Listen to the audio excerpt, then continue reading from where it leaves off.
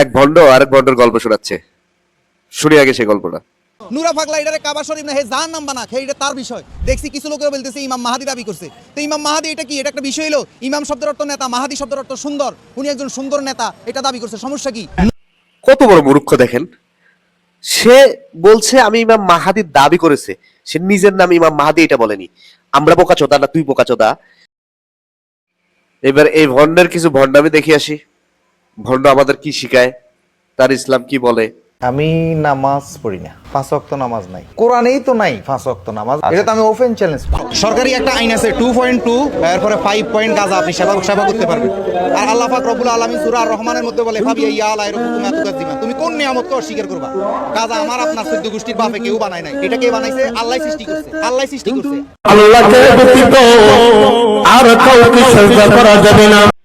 এরাই হচ্ছে তাহিরির ভক্ত। কত বড় ভণ্ড, ইসলামটাকে ধ্বংস করার মূল কারণ চেরা।